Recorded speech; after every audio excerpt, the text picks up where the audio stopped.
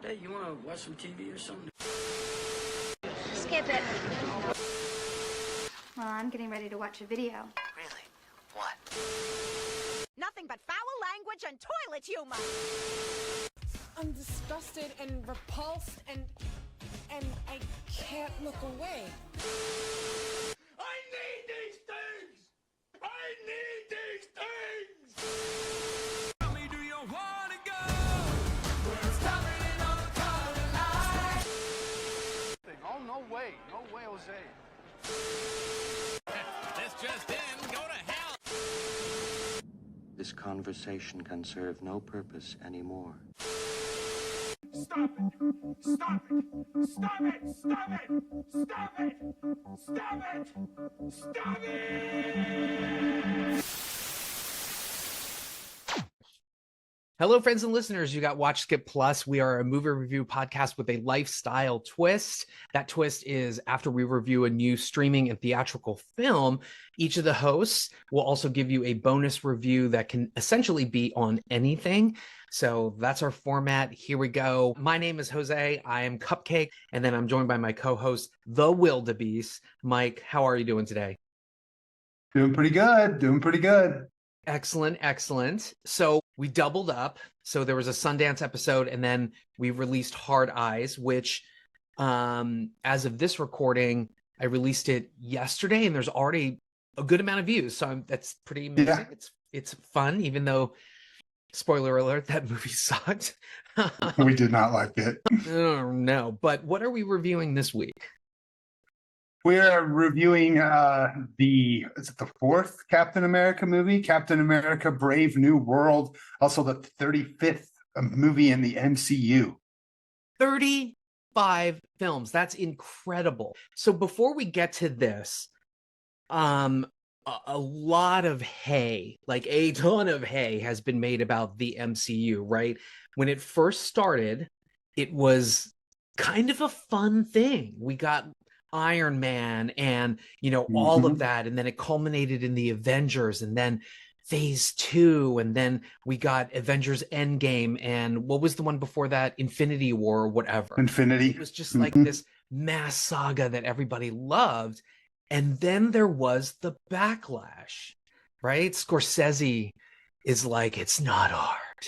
It's not art. And it's so formulaic. And then suddenly the MCU, they did the Marvel television shows, and they seem to have sort of oversaturated the market with all of this product that kind of went south in some ways. People didn't enjoy the fact that they were getting duped into seeing big screen films that were really just felt like stepping stones to like another. But let me ask you this. This is the question too, actually. Do you like the MCU? And where do you think they went wrong after Endgame? Okay, yeah, big questions. So yes, I did like the MCU a lot. Like initially, I was 100%. I mean, I was one of those kids going to the flea markets and pulling out whatever comics I could, Marvel, DC. I grew up loving comics, had a big collection of them.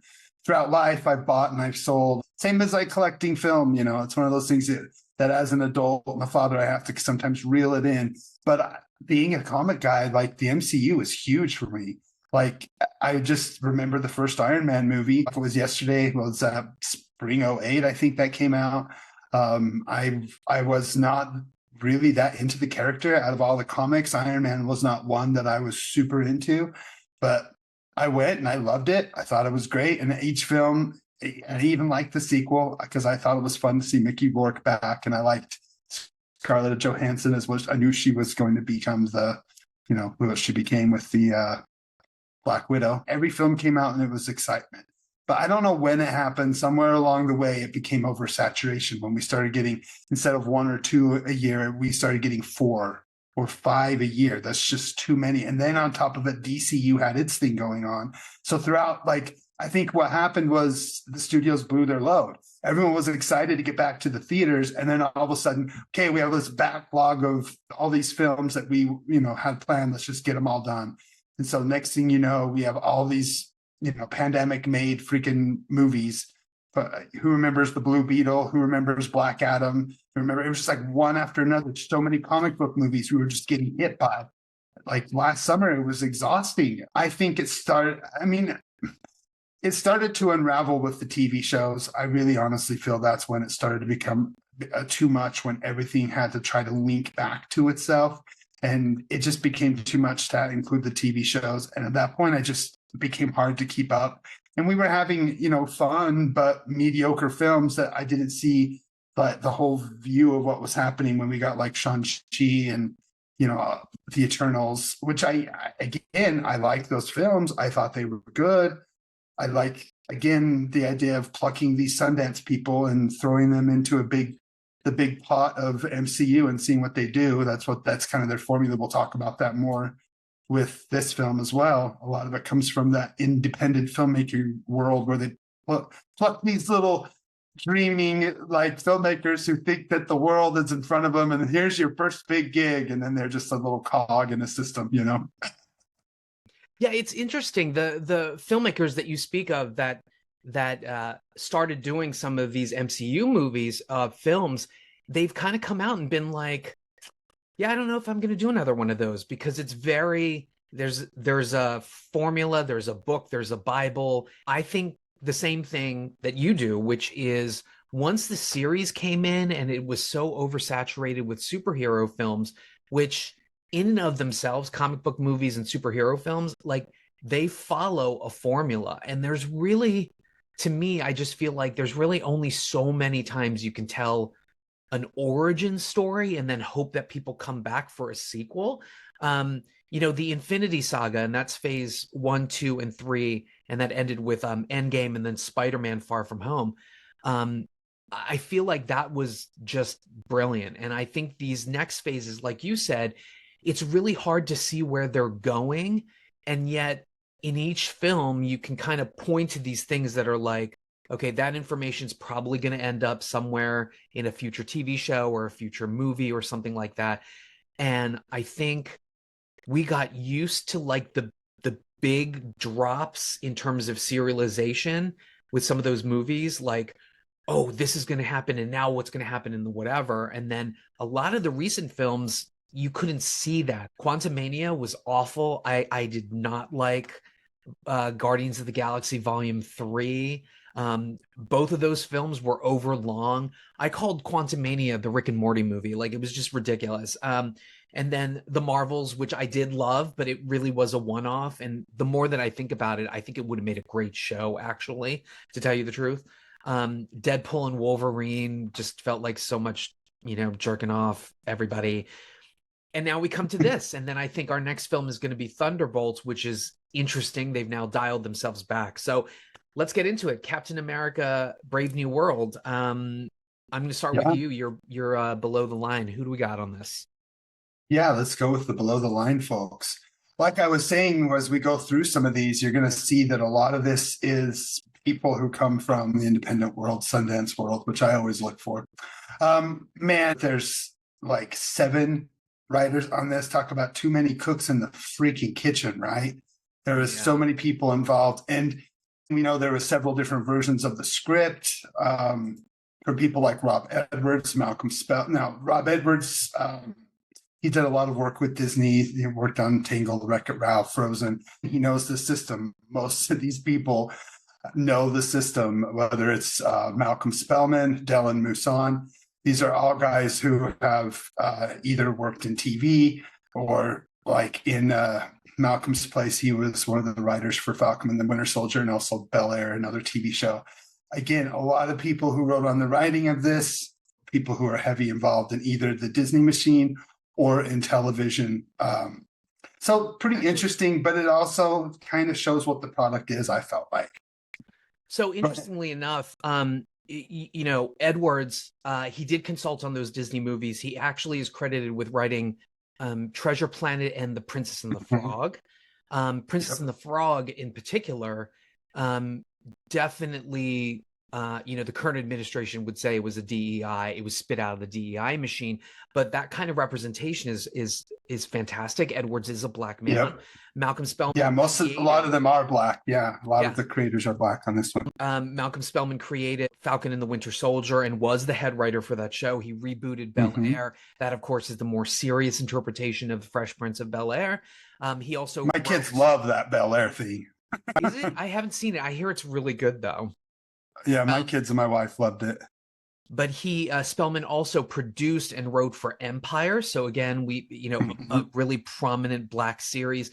Dallin Moussan, interestingly, he wrote Iron Sky, The Coming Race. So I don't really know where all of that fits in here. I have no idea. Again, it comes because he was a writer on Falcon and the Winter Soldier. And again, I could see why that would be attractive coming from Iron Sky to write for Falcon and the Winter Soldier, because it's effects heavy and war heavy. So yeah, it makes sense. Our director also helped to write it. And Julius. Very unfortunate named Peter Glanz. British screenwriter. Looks like he did a film in 2014, The Longest Week, with Jason Bateman and Billy Crudup. I don't know. I didn't see it. I didn't see it either. Again, he worked on a lot of stuff that just wasn't.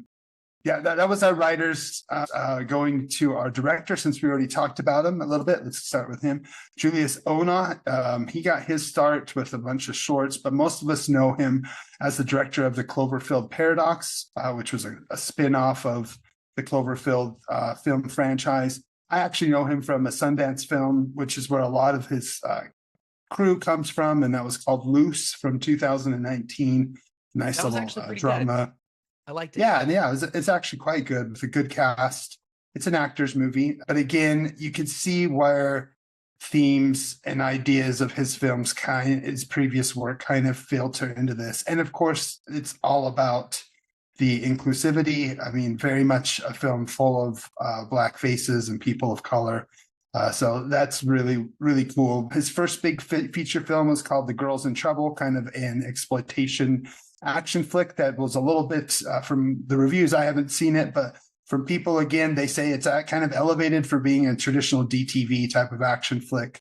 I thought the Cloverfield Paradox was a really cool little sci-fi twist on not entirely kind of what's not entirely, but I thought it was cool and had some good ideas. But I mean, weaving, I guess it wasn't written to be a Cloverfield film, if I remember right, and they kind of weaved it into that world. They shoehorned that concept into it. He also did a film called Bad Genius recently, and that starred Kalena Lang, who was the daughter from Presence, which we also reviewed. But you know what's weird? I actually confused Ona with Julius Avery, who I thought directed this. So Julius Avery, folks, directed Samaritan, Overlord, The Pope's Exorcist, and I thought, damn, I can't wait for this Falcon and the Winter Soldier. And then I was like, oh, wait, it's not Julius Avery. But Julius Ona, Nigerian American, he was basically raised around the globe. Arlington County, Virginia is where he eventually landed. BA in theater from Wesleyan, MFA from Tisch School of the Arts. He has a twin brother who's also a filmmaker too. And anything else to mention about Julius? Nope. Let's move on into some of the other names I want to mention. Music I thought was really cool by Lara Cartman. If you dive into Lara's work, you'll see a lot of work in TV as well as in some of the stuff we know. She was part of the system in the Marvels, worked as one of the composers in American Fiction, composed a lot of the music for the American Fiction. I think she was nominated for an award for that. Composer for the Marvels, composers for the What If TV show. So I think it's so interesting, these people who started an independent world. I really enjoy a lot of her work. Cinematographer, the director of photography for this is Kramer Morgenthau. Kramer's done a lot of awesome stuff. Chef, a great film. He also did a lot of TV work. A lot of these people in here have a lot of TV work. He did a couple episodes of Game of Thrones, did Thor, The Dark World. You could go through. American Sun is something he did that was a Sundance film. Darkest Minds was, while not completely successful, is a cool movie. Fahrenheit 451. He worked on the Orville TV show as well as director of photography for Terminator Genesis. We can go on and on and on. I mean, he's been working forever. Kramer Morgenthau's just really awesome. I remember, gosh, Godsend back in 2004. He's one of those that go-to people, I think. He's been nominated for lots of different Emmys, but for his TV work, but he also has done some, I think with the stuff he did in Creed 3 is just mind-blowing. The way that they attach that camera, just some really cool ideas. I love his work on Sleepy Hollow. He really created a great show. Oh yeah, that's right. And look for that, even if the show just whatever. But two fun facts about him. His first job was as cinematographer for a show called Real Sex, which was on HBO. And that was my That's funny. He did a lot of documentaries, all the time. Real Sex was my jam. And then this is weird. He's the grandson of Henry Morgenthau Jr., the Treasury Secretary during the administration of President Franklin Delano Roosevelt. So interesting that he ended up, in film. But I love Kramer Morgenthau. Just he's fantastic. Yeah, absolutely. Okay. One of those people who I just. Yeah, I thought I would touch on a couple other people. Let's talk about the editor, Madeline Gavin. Both Madeline and Matthew Schmidt. Let's talk a little bit. Start with Madeline Gavin. Madeline Gavin is a director, or it's an editor who I've seen work like City of Joy and a lot of Sundance stuff. But for me, she was an editor in one of my favorite films from Sundance last year, Beyond Utopia. She also was an editor for a lot this year's Sundance winner, Atropia. So she was also the editor on Loose, and she also edited a really cool movie from a few years back called Nerve. That was a lot of fun. So, yep, really good editor. Emma Roberts and one of the Franklin and GM, what's his name? MGK, whatever. Yes. Okay. Yeah, they were. That was it. And then the other editor, Matthew Schmidt, who was involved. I'm guessing he was brought in to help tie in all the stuff because he's known for Avengers Endgame, Captain America Civil War, Avengers Infinity War, and Winter Soldier, as well as he's worked, before being sucked into the Disney machine. He was an assistant editor on Bangkok Dangerous, a Nick Cage joint that doesn't get enough love.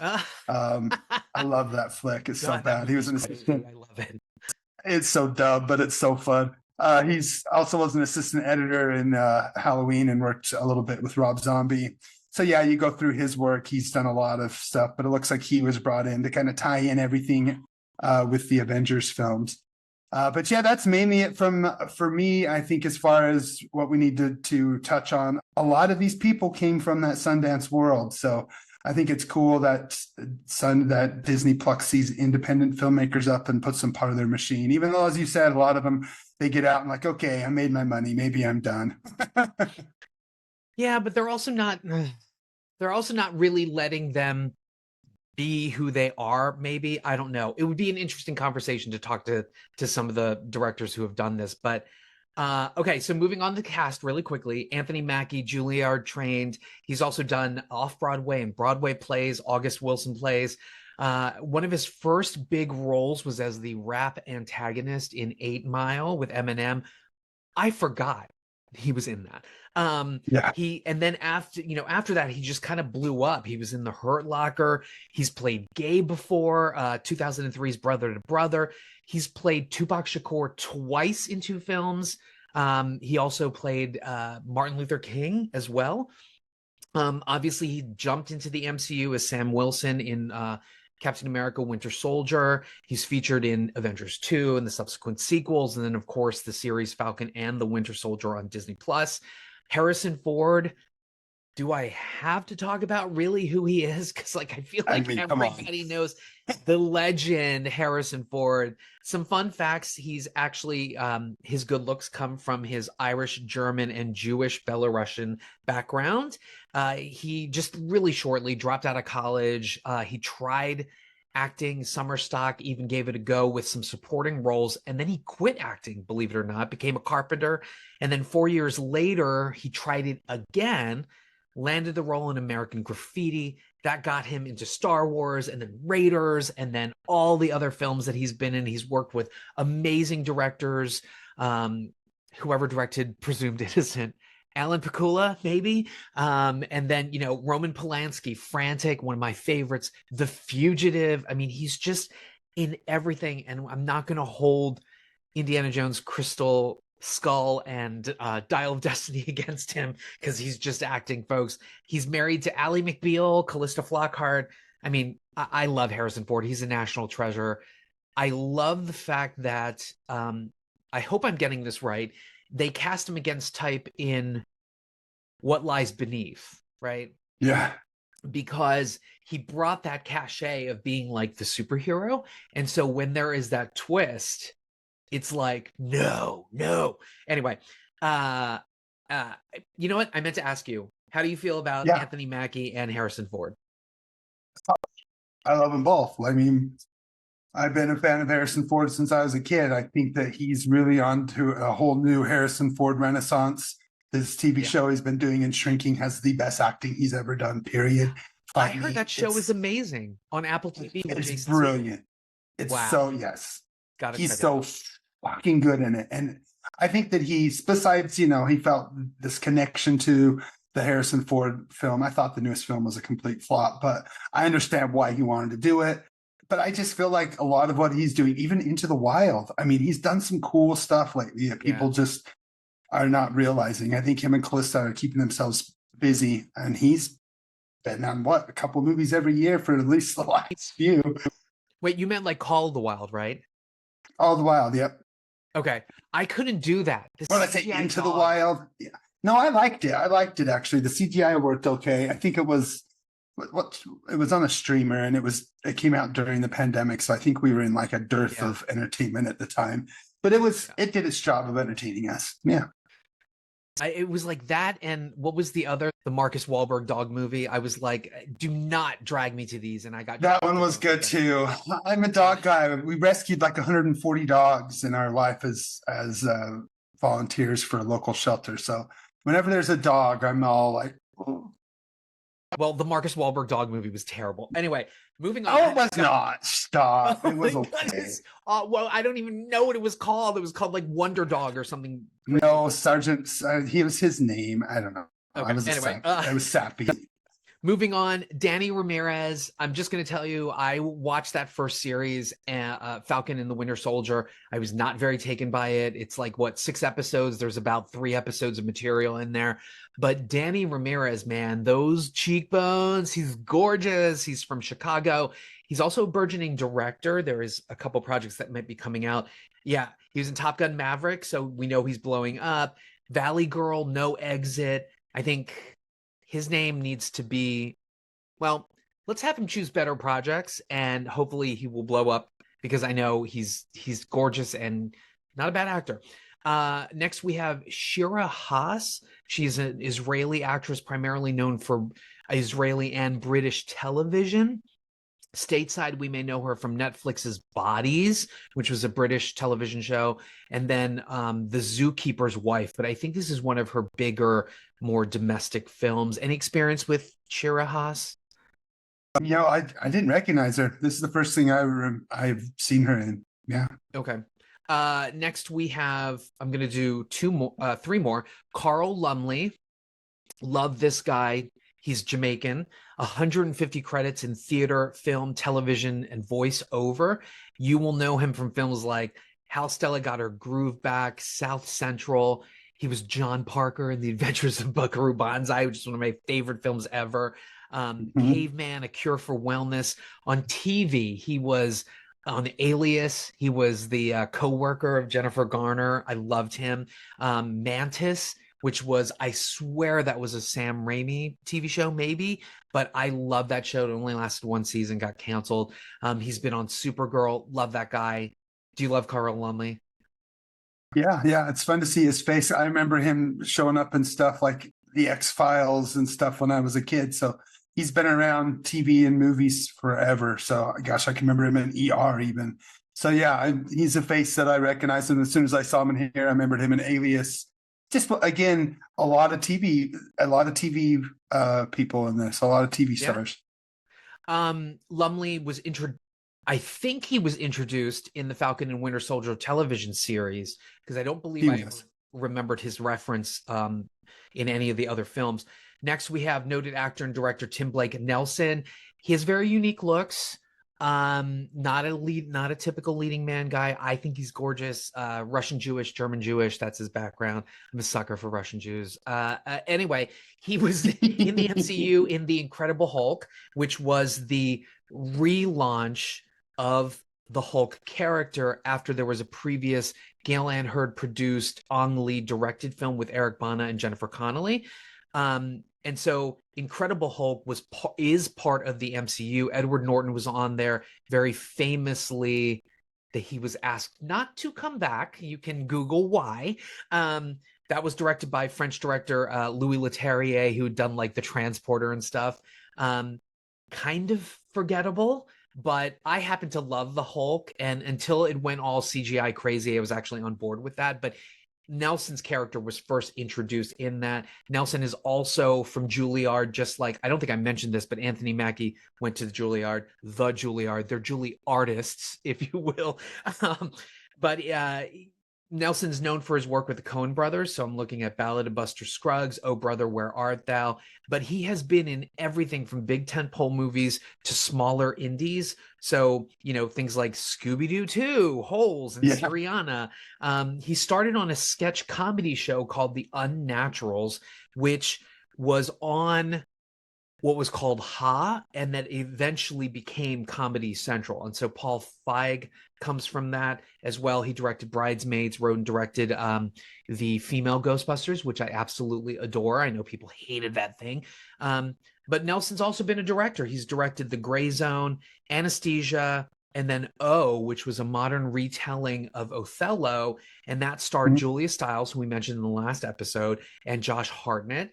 And then our last actor that I'm going to mention is Giancarlo Esposito.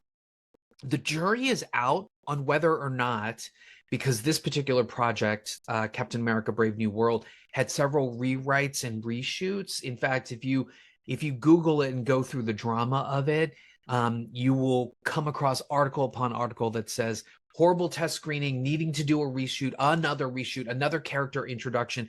And so the rumor is that this character really kind of floated in to sort of expand the storyline. But if you want to know more about Giancarlo and his fantastic career, you can check out our episodes on Maxine and Megalopolis.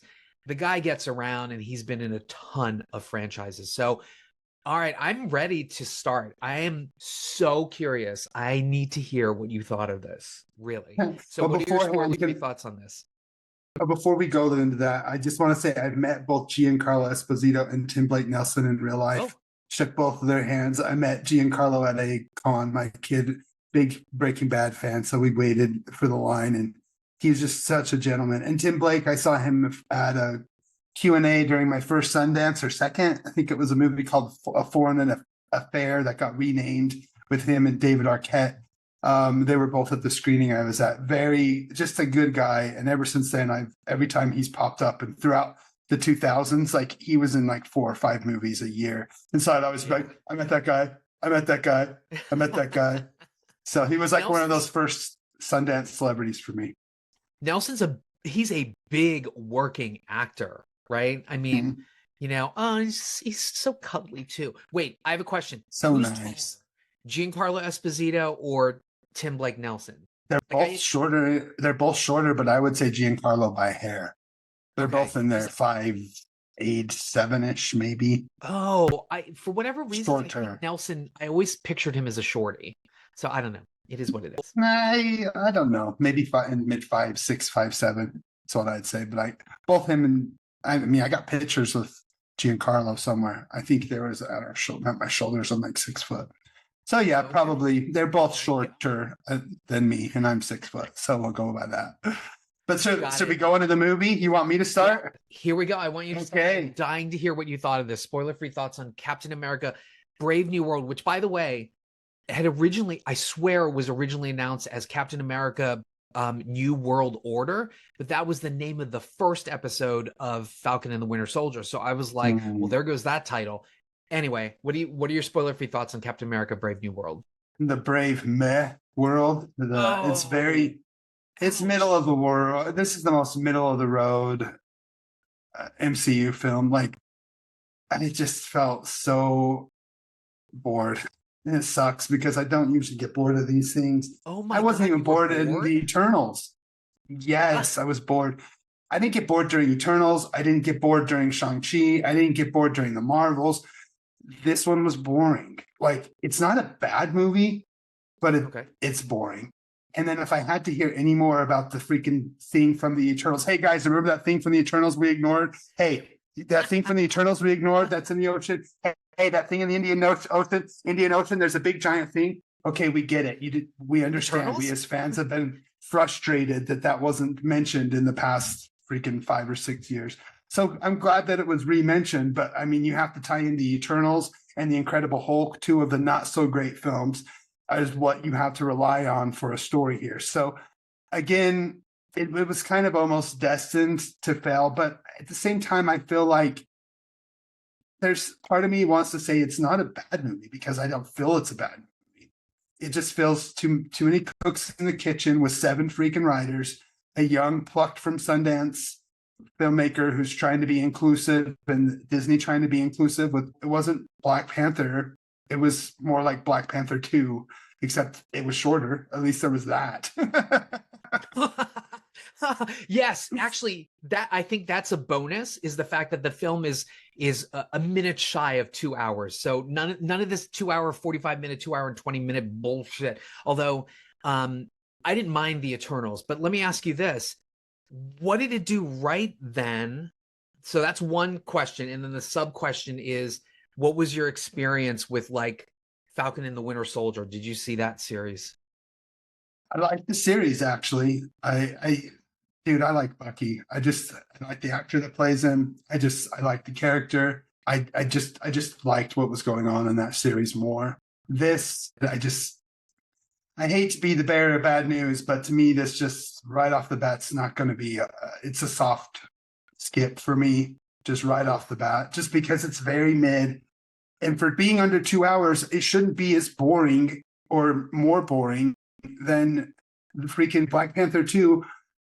This felt like it was trying to tap into that world while also being a Captain America, like Winter Soldier type movie. So we get like, some little inward dialogue about Wakanda, a lot of throwbacks to Wakanda because of that.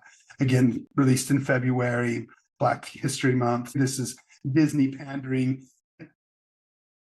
It just felt so mid to me. It felt like, besides Harrison Ford, who, R.I.P. John Hurt, who was great in the role in the past. But I mean, this was just, he brought some life into it, and I liked seeing him build into the Hulk. That last bit in the Hulk, I loved that. And then the whole like firefighter scene with Captain America, like getting chasing the fighters. Right? That's the good. Like the action sequences are good. I even though there was I saw it in 3D because you said to. So me and the 2 kids went and saw it in 3D. And I'm glad I saw it in 3D. Yeah, it was really good. It was really good. I think it probably wouldn't have been as good. I've heard people complain about the CGI, but being immersed in the world and seeing it scoped out, it didn't bother me. But I imagine some of it looked ropey in the not 3D form. But God, as a 3D piece. My eyes crossed during the air fight sequence. I was like, when he turns his fin over and it cuts that freaking wing off. Oh my gosh, that was so cool. There's some cool sequences. The scene. Oh, anyway, there's some cool sequences, but there is so much need to fill it full of boring dialogue and trying to tie it back into Incredible Hulk and Liv Tyler and all of these very old, not very good films. They're trying to do what they did with Wolverine and Deadpool. They're trying to do the same thing with that, rope in these old, not so great films and kind of poke fun, but also bring reverence to them. Again, it didn't work for me completely. What about you? What is your opinion? Yeah, so it's weird. Like, I too had, I hate to use the phrase, inject the phrase into this conversation. I too had superhero fatigue. And one of the things that kind of rubbed me the wrong way about the Marvel stuff was, now I got to watch this show because it's going to connect to like, the bigger films or whatever. And I did exactly what you did, which is I just stopped. The only Marvel series I have seen is WandaVision, Falcon and the Winter Soldier, only because I knew this was coming up, and 1 season of Loki. But other than that, I was like, you know what? I refuse. And what's tough about this movie is it's the 4th Captain America film, and yet none of the other Captain America films discussed Sam Wilson becoming Captain America, discussed the Carl Lumley character, discussed some of the shit that shows up in this, because you had to have seen the show to then get where we are. And how long ago was that goddamn show? And we're just getting, Brave New World. So I got the superhero fatigue, and then these previous films, Quantumania. Okay, great. There's this whole dimension in there. How's it going to tie back into everything? The multiverse. First of all, I am done with the multiverse saga. Like, I'm already completely over it. I know that there was the issue with Kang, and now the announcement that, like, Robert Downey Jr. is going to be fucking Dr. I'm over the multiverse. I want it all to just die and for them to like start over. But the last couple films, I can't see where they're going in the future. So one of the good things about this movie is that, yes, there is the deep, deep cut of the Incredible Hulk. If you said to me, they're going to go back and revisit not only the Incredible Hulk, but characters and themes from that in this, I would have told you, now that's bullshit. They're just trying to, move forward. That deep cut surprised the shit out of me, because I was like, does anybody remember that movie? Did anybody see Falcon and the Winter Soldier, the series? But anyway, but this film at least feels like there's some significant information drops in this. And I'm happy that this is one that pushes it forward versus, hey, here's Shang-Chi and the Legend of the Three Rings. And then, hey, here's the Eternals, and some of their magic kind of looks like Three Rings, but they don't connect it to anything, right? There's no sense of anything bigger. And then, as much as I love Doctor Strange and the Mouth of Mad, whatever the fuck it's called, I don't even remember what it was called. Yeah. But like, that was an offshoot of WandaVision, because whatever started there, you needed to have known. Just cut the TV shit out, folks. Like, just the MCU in the films, keep the Marvel TV in the Marvel TV. Although I'm still waiting for Ironheart. I'm still waiting to see her come back, that character. You know who I'm talking about. So this felt like a return to that. And I'm like, okay, great. Now the story is progressing. I like it. Those sequences that you talked about, the air fight sequence, the Red Hulk sequence, those were just absolutely amazing. But there was not a lot of, I remember going to MCU movies and cheering about character development, cheering about things that happen, right? Here, I did get to cheer because the Torres character got it, I'm not going to spoil it, but there's a development with the Torres character that I was like, yes, I'm so happy, right? But there wasn't a lot of that sort of development. And what's weird is that, were we supposed to get the sense that Sam Wilson is struggling with being Captain America? Because he seems totally fucking fine with everything in this. And so I love Anthony Mackie as an actor, and I love what he did here, but there's no, there's no sense of taking on the mantle. Do you know what I'm saying? Like, I know that there is some of that in there and he struggles with it, but he doesn't struggle very mightily, because he just kind of, gets in his suit and does his stuff. And then we'll get into the spoiler section, but man, the character that they brought in here, don't mention who it is, but we'll do that in the spoiler. I did not like that character. I didn't like the way that they were characterized. I didn't like the look of the character. And then when we get down to it and all of the shenanigans and the whys, it just felt like a big wet fart. I was like, why this character? Why did you do that? So why this movie? Why didn't they just make it a TV show? Like, this movie just does not feel theatrical in any way, shape, or form. So the Marvels felt theatrical. maybe This doesn't. maybe that's why we also felt like with the oversaturation of the TV shows, when you go to the theater and you pay $25 for your ticket, I know it's not $25. Well, in New York it is 15 to 20 though. But Yeah. when you pay that much, you want to see something that's cinematic, not something I can catch on TV, right? Like, Mhm. ugh. Anyway, fight choreography is really good. The action sequences are good. Yep. There's a character Yep. in here played by Shira Haas. There was a lot of like, oh, wait till this character comes, this character from the whatever. And again, wet fart. Also, she Nothing. had such a strange. I'm sorry, I don't mean to like body shame, but her body was very strange. She reminded me a lot of like Linda Hunt from The Year of Living Dangerously. Do you remember that when she played a man? Okay. Yeah. But she's like diminutive. She has an odd body. And the things that she does, I'm like, great for your stunt double. I don't see you doing this. I don't know. Anyway, yeah. Unfortunately, it is a soft skip, but God damn, that 3D was amazing. Yeah, there's more than the action is great. Yeah. Yeah, it's like the action scenes were good, but my notes are just like atrocious writing. Who wrote this? An elementary student? Like every piece of dialogue is just horrendous. Like all my notes are just about how badly written it is. The dialogue is awful. The need to tie into the Eternals and to Incredible Hulk is just absolutely stupid. I still don't know why they felt the need to tie into the Eternals the way they did. They had to mention that 6 or 7 times.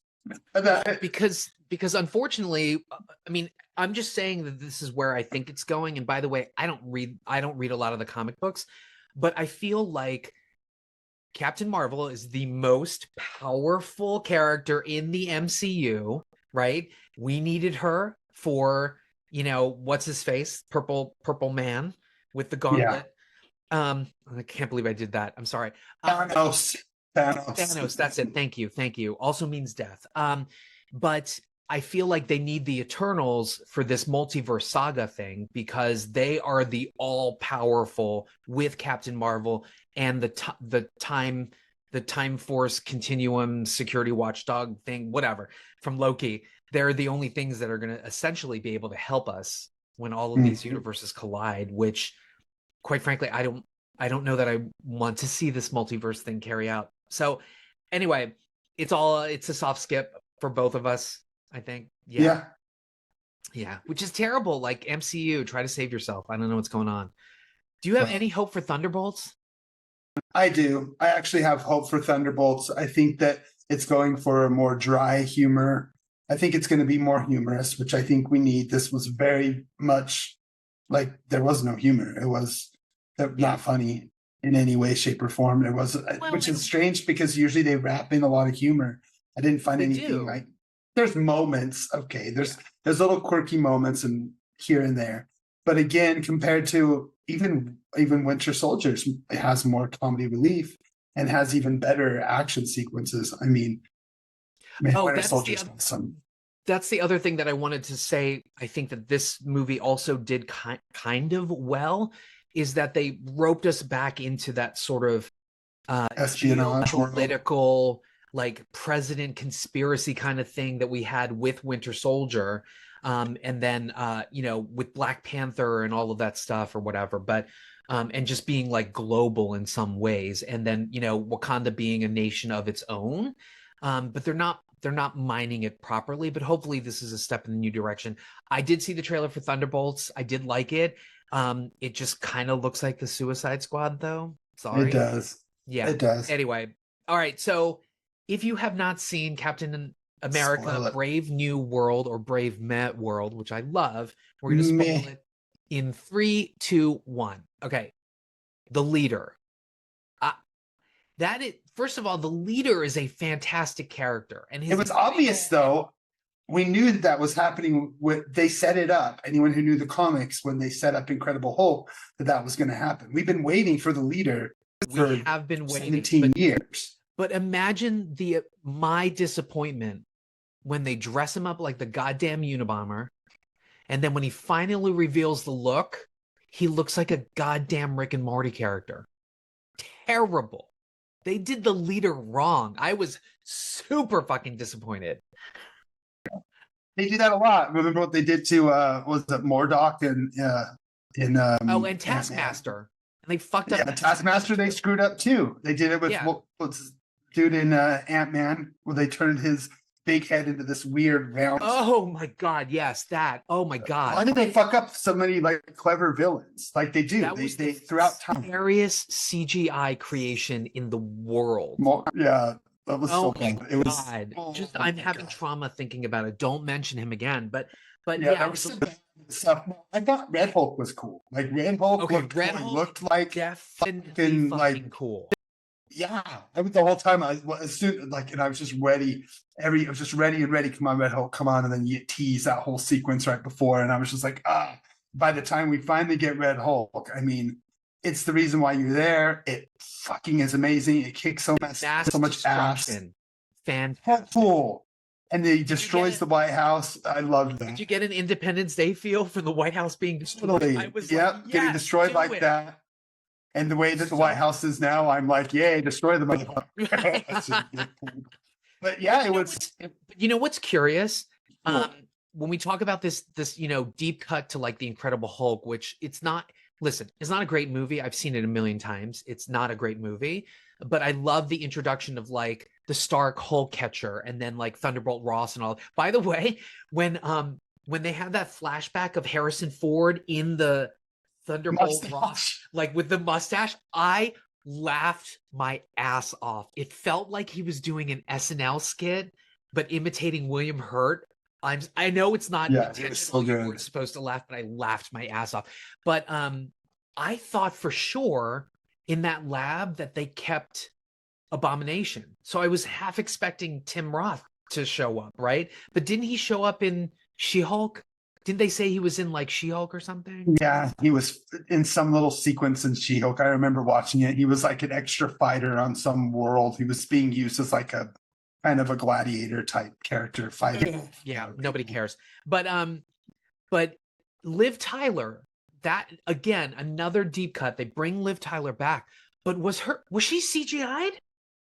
I don't know. They wispy whited out her face so it looked almost like either they tried to de-age her or something. I don't know. It looked weird. It looked awful. I don't know. She just showed up in a green screen and for one day and did her lines, and so maybe that's what they did. I'm guessing she showed up into a studio and just spoke her lines in front of a green screen, and that's why her face looks so whited out. I don't know. She's still acting. She was on 911 Lone Star. And she's still gorgeous. And she's still beautiful. And she shows up in this movie at the end. I swear to God, I'm like, Miss Tyler, sue Marvel for defamation. They did you wrong. So bad. You look awful. You look so awful. Bad. Yeah, they did her bad. They did the leader bad. Yeah, they fucked up a lot in this, unfortunately. But how about the reveal that Thunderbolt Ross, who we always knew was kind of unscrupulous anyway and was like a by any means necessary kind of person. So the whole thing ends up being that Thunderbolt Ross kept the leader like in a dungeon and then essentially used his big mind to calculate getting to the presidency. And then when he got to the presidency, he was like, oh, when I'm there, I'll let you go. But then he didn't, which is why he then went crazy and orchestrated all of these events to take him down in some ways. And then that was a twist, yeah. But then was also slowly poisoning him with gamma irradiated pills that eventually turned Thunderbolt Ross into the Red Hulk. Like, why not just kill him? Why would you do? I mean, I get it. It turns him into the thing that he hates the most because he's the Hulk catcher and he hates the fact that Bruce Banner was in love with his daughter and they ran off or whatever. But how ridiculous is that writing? It's terrible. As ridiculous as the MacGuffin that starts everything, which is, so if you haven't seen the series, to spoil it, Carl Lumley plays the actual first American super soldier. The first black Captain man. America. Yeah.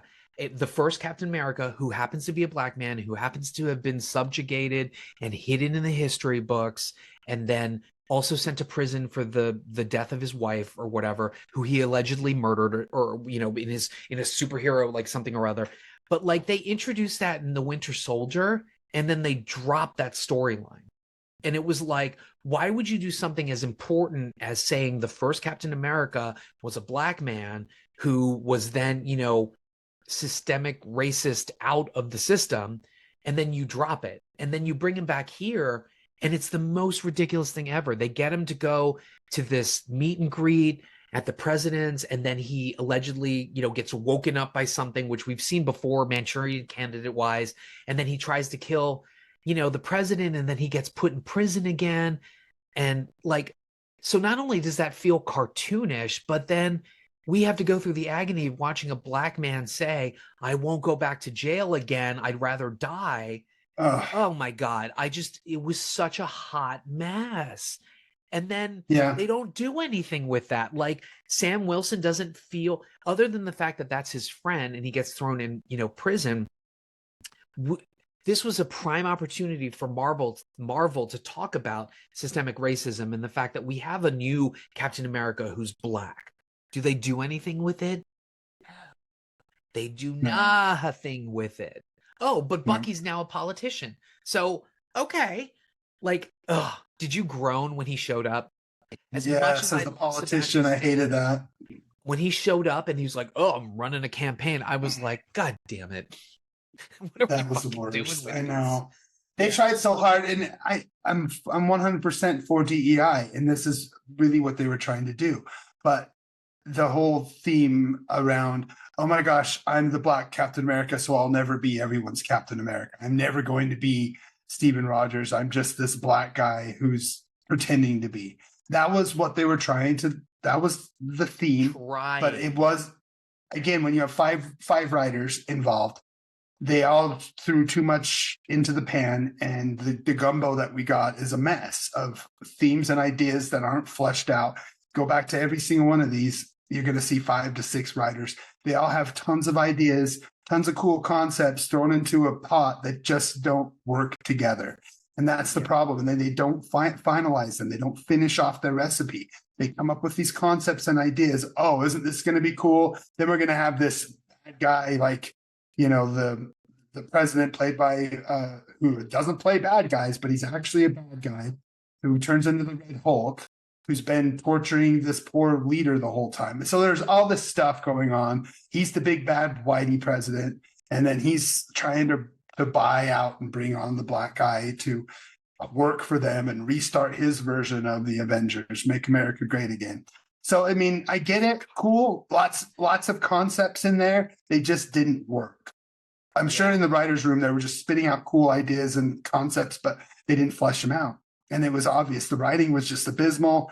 The dialogue was childish, and all these cool concepts about, we have a guy, Captain America is now black. He is a black man.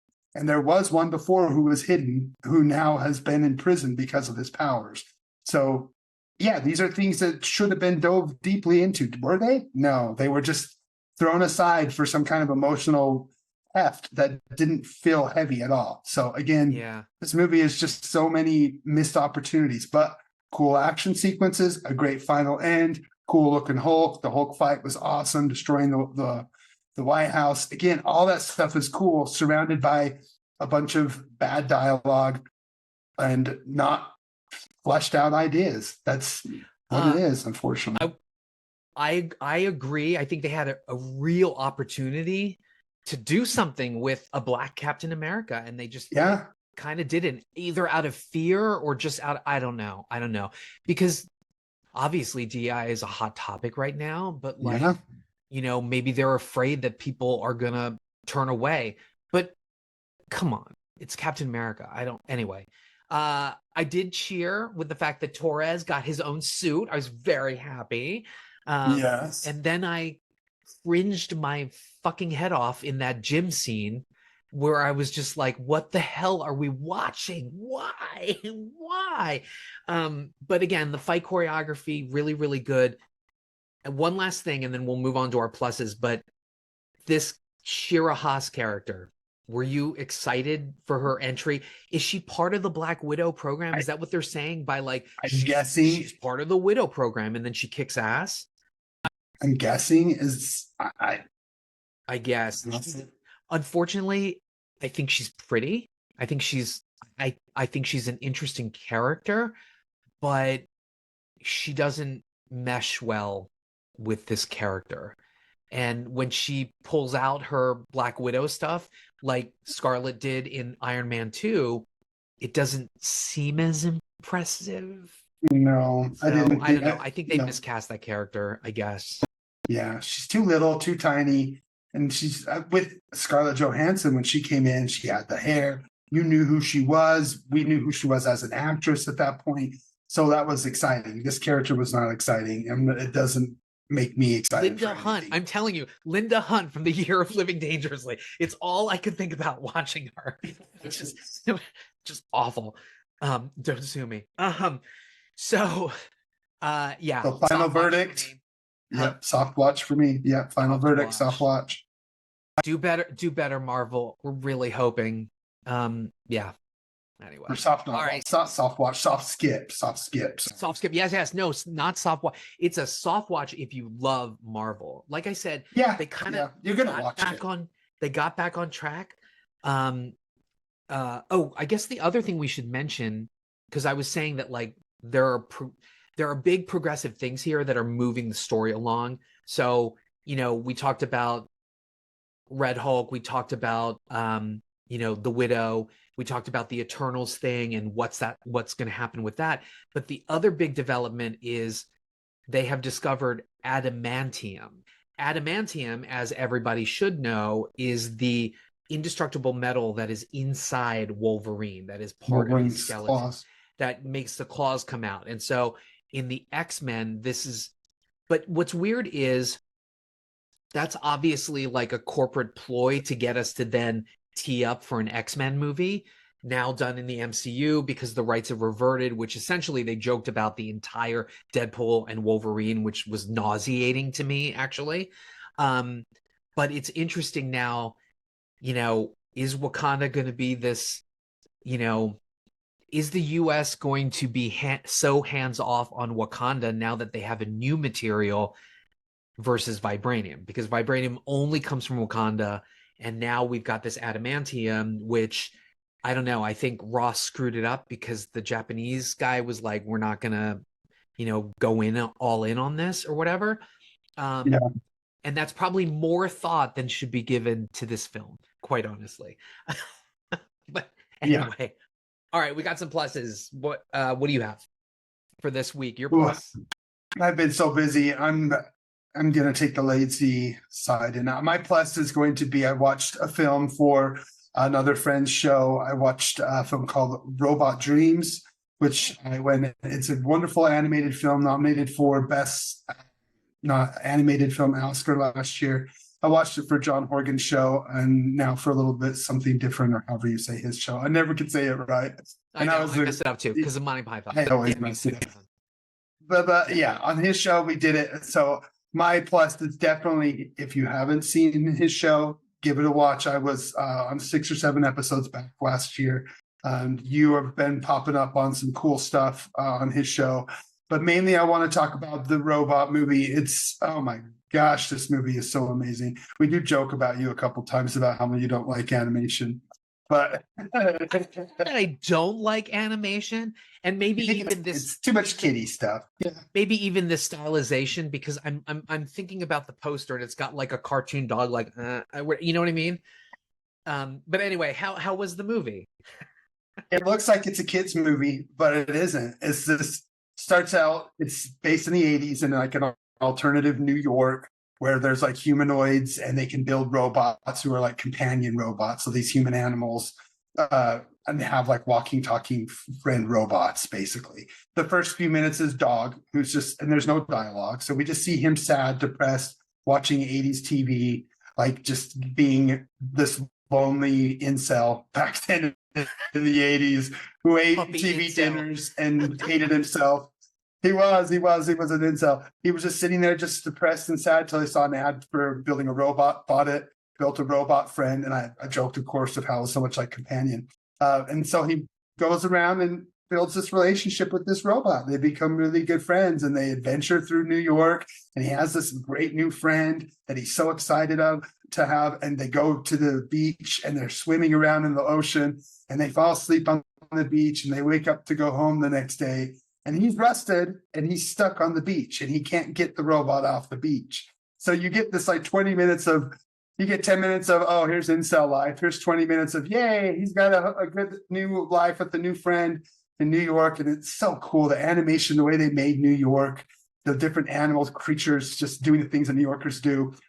First time I went there was in the 90s and it was still kind of dirty. And this film kind of played with that dirty New York vibe with the different characters, like an octopus and an alligator playing the music down at just in the subway. So it was really fun and cool. The animation is awesome. And it's this story about basically his friend robot is stuck on the beach. And while he's there, the robot dreams of a better world. And while this poor dog is trying to figure a way of rescuing his friend, but during that time, he ends up creating new friends and somebody actually ends up taking robot and rescuing him. And it's about how new friendships forge through old habits and how we have to start out these friendships and grow all these great friendships we have when we're young. And you're like, we're best friends forever. It's never going to end. Eventually they end, but they grow into something more. And without that first friendship, you wouldn't have the rest of the stuff out there. Kind of like Past Lives from Sundance a couple of years ago. Yeah. She Oh my God, and this other guy kept missing. It was very much like that. And so it's a real human story, really beautifully well done as a silent animation, pretty much, just with music and montage. And there's so many beautiful, fun montages. And Earth, Wind, and Fire, September's like the main theme of the movie.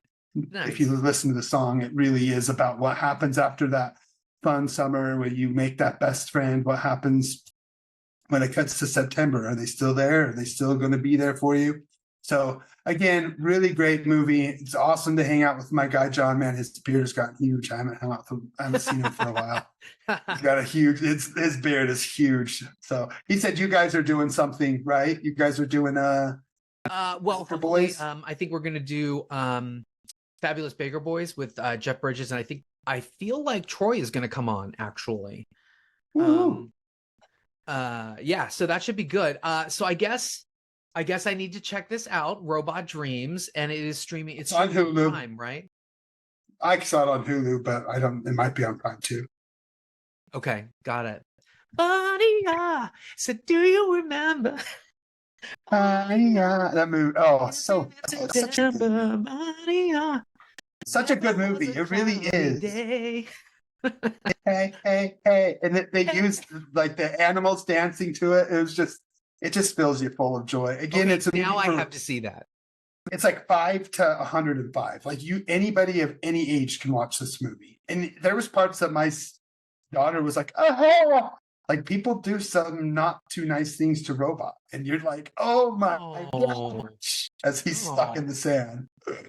This is really good. I don't think I said this on our Companion episode. Maybe I did, but when I left Companion, I turned to Scooter when we were driving home and I was like, guess I shouldn't hit the toaster or whatever when it malfunctions, right? God knows what it's thinking.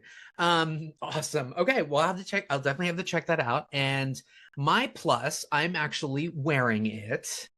You can see because I love open ear design buds. And so I'm constantly buying them. This is the Nothing earbud. So what's great about this is if you've never heard of Nothing actually is kind of like it's an Asian brand that wants to sort of compete with like Google and iPhone. So they have their own phone, the Nothing phone, kind of like OnePlus, but they have an offshoot of things. And this is the, how they look. Basically they're open ear, but they loop around your ear. They are at a precise 50-degree angle, apparently. This has been tested for 3 points so that it doesn't leave any sort of pressure on the ear. I've been using them all week. I absolutely love them.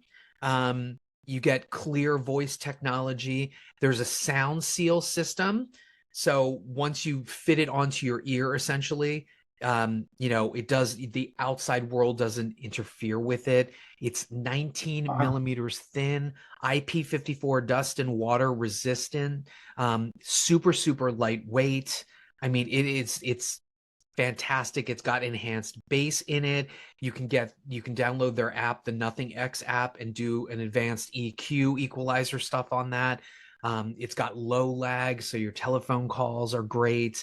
I absolutely love this. They have like a little pinch mechanism. It's not really a button, but then once your finger sort of like haptically activates the button and you press it, it's pretty cool. Bluetooth 5.3. So absolutely amazing. They retail at $149. I got it for $129. But again, I'm obsessed with these. I had plus the Bose Ultra Open, which I also love, but sometimes they end up hurting my little cauliflower ear. So I like this. It's good. Doesn't hurt my ear. And I've been wearing them like all day. I love them. So that is the Nothing Ear parentheses open. So check that out. Yeah. Going back to John, he talked about he bought a pair of open ones just like you because of you. He's like, I've been having some weird ear issues, so I bought the open ones like you. Maybe the last ones you had, but it's like about the same ones that Jose had. Oh my God. Look, I'm an influencer, folks. You've influenced him. Just without the million followers and that YouTube money. Anyway, hopefully the future, folks. Come on, let's get Watch It Plus up. Bring in money. Monetize money, me, please. Let's do it. Hey, what are we reviewing next week? Are we gonna do that preview gives me the creeps. The monkey? Are we gonna It's gotta be the monkey. Yeah, it's gotta be the monkey. Okay. But they ruined that surprise of the woman getting her head blown off, which I and we got it now, but it's in the trailer. We've got an Oscar special too that we've got. Oh, that's right. That's right. I gotta figure that out. Wait, is Pat joining us or no? I think Jeremy is gonna join us. I'm just Hey. Yeah, we're just finalizing the time. Once we get the time for him, he's cool with any, like we'll talk later, but yeah, he's awesome. He should be part of it. Good. We'll figure it out. Okay. So, if you love us, please leave a review, make a comment. Jared's been commenting. Join us in the comments for YouTube, please. Or you can email us at watchskipplus@gmail.com. Spell out all the words, no punctuation. Hit us up on our social media. We'd love to foster the podcast community. Oh, and leave a review too, because that's how we fool the algorithm, the Zuckerberg algorithm meta thing. And, we start to show up in people's recommendations or feeds. So speaking of podcast community, if you love us, you'll certainly love The Gentleman's Guide to Midnight Cinema. They recently just put out an episode, actually today. Josh Hurtado is guesting. He's a fantastic guy. Oh, yeah. I believe he reviews films properly as a critic, but mainly does a lot of the Bollywood films. I was on an episode of Not a Bomb with him for, I think, The Man Who Feels No Pain, which was like a Bollywood like martial arts action film. So cool. But Josh is on GGTMC. They did Pandemonium from 1987, directed by Hayden Keenan. I have not heard this film, but as you know, Gentleman's Guide to Midnight Cinema, they find those midnight cinema movies that you've never heard about, that you might not even be able to see, but then they tell you why. And I love those guys. Samurai. Well, Josh, are fantastic. Before you go, Josh Hurtado, he actually spearheaded the RRR North American, where they were going into theaters, and they were like theaters, the re-release of that. Yeah, so he spearheaded that, which is really cool. So yeah, if you saw it in the theater, thank Josh. That yes, Josh Hurtado, we love you. Come on to Watch Skip Plus, and then of course Not a Bomb. Our other pod fathers, Troy and Brad, they did recently The Adventures of Baron Munchausen, and their guest was Sammy from the Gentleman's Guide to Midnight Cinema. So definitely check that out. The other pod son, I don't know, Alex MC. He has his podcast, Friends with Cinephites, and interestingly enough, he and his significant other take on Paul not Paul W.S. Anderson, PTA, Paul Thomas Anderson's Phantom Thread. And so we never actually got MC's significant other on the show, but please check that out. That's his newest episode of Friends with Cinefits. The one before that, Troy was on, and they discussed Paul Newman's Nobody's Fool. So again, here's some other podcasts you'd love: Night of the Living podcast, Wild Dream podcast, Death by DVD, Raiders of the Podcast, Backlook Cinema, podcast with Zoe. He sent us an email. He wants to try to get us onto his show, so that'd be great. Woo-hoo. And now for something a little bit different, John Horgan on YouTube. We talked about him, Caliber 9 from Outer Space, and The Feminine Critique. And then this back catalog, no new episodes, but they're active on Facebook. Married with Clickers, VHS Files, Sylvan Gold, and Cult of Muscle. Parting thoughts, Wildebeest. Again, keep going to the movies, support independent cinema, explore, go out there and take your kids to the movies. My kid Connor, he really did love it, so we want to make sure the kids review it is a positive. So for kids, both my kids, the 7-year-olds, enjoyed it. So for the 7-year-olds out there, go see Captain America. And parents, take your kids to the movies. That's it. And definitely support exhibition. Listen, I hear you. It is expensive to go to movies, but take a chance on a film. Go to a matinee. Go to an early showing where people aren't whipping out their phones and talking and stuff. But just, use it or lose it. I would hate to stop being able to have this theater going experience. And so anyway, last thoughts: be kind, be open, be vulnerable. That's where the art is. We'll see you guys next week. Thank you. Spread the word about us. We love you, everybody.